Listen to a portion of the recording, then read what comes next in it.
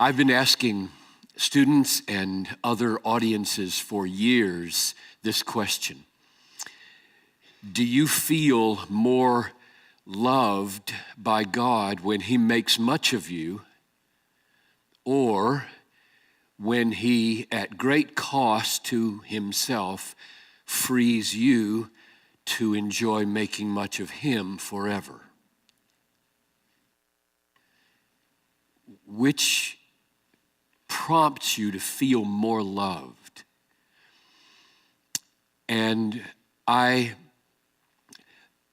want to go beyond that question this morning. In fact, I want to explain a misunderstanding that question has created and where the question comes from, and then go at it another way.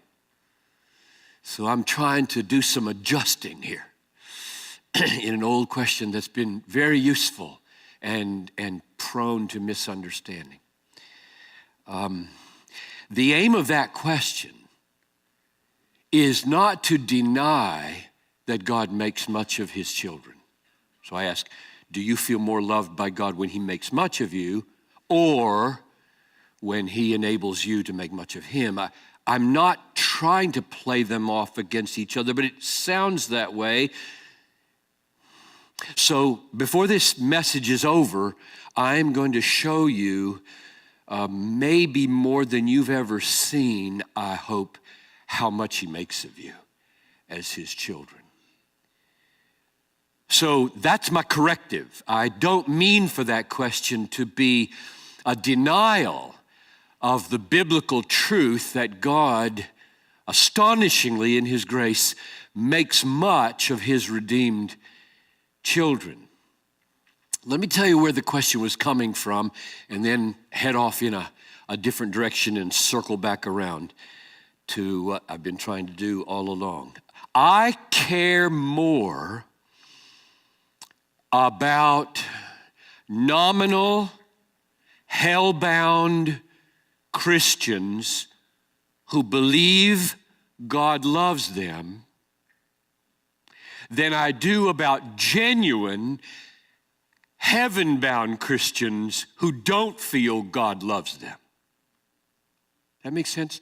I'm more worried about the first group. I'm desperate to rescue the first group. The second group are going to make it. That's the definition of what I just said. They're heaven-bound. They're going to make it. They're struggling along the way because they don't feel loved by God. Now, I'm going to talk to those people this morning, some of you in this room. But I want you to know that that's where this question came from. This question was aimed to try to help people discover what's at the bottom or the root or the foundation of their happiness. That is, are they born again? Is God down there, or is self down there? Is the bottom of all my joy, is the joy of all my joys that I get made much of? Or is it God? That's what that question was aiming to probe into people's lives about. Let me try to analyze this just so you feel what I feel about my concern for the churches, my concern for campuses where a lot of people grew up in Christian homes and they're not born again. And they feel loved by God.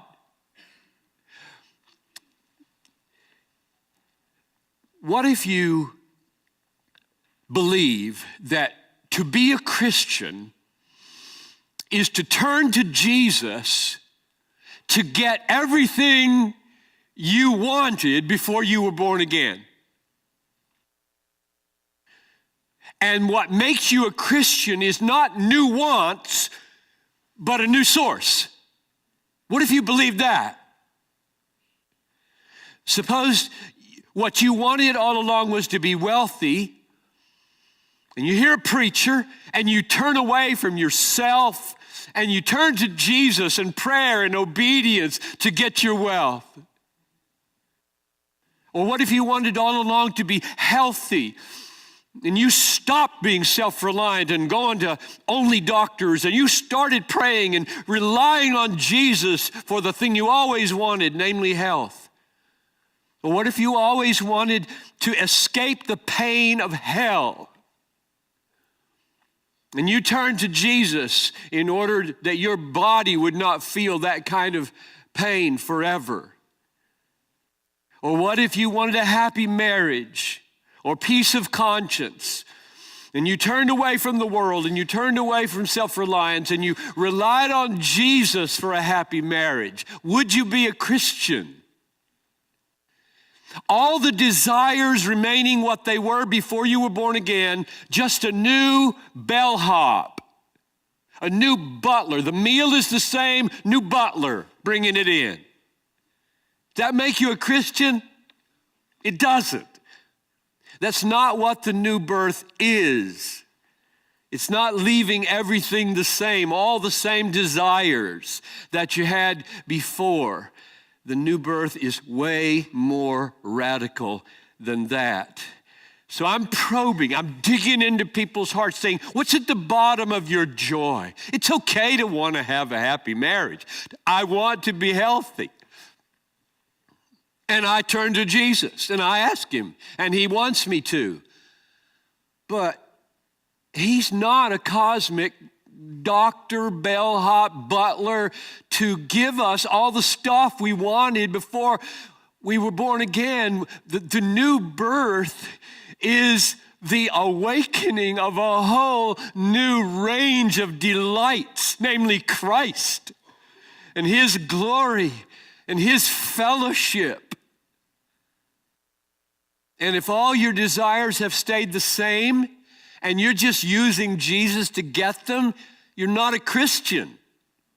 You haven't been born again. There's nothing new in you. The root hasn't changed. And I'm concerned about people like that. And there are millions of them, I fear, who are in our churches and on our Christian campuses. What makes a person new, what makes them born again, is that they don't just delight in God's gifts, they delight in God. Jesus is not just a means to get what you always wanted as a dead, blind sinner, but he becomes your joy. That's what it is to be born of God.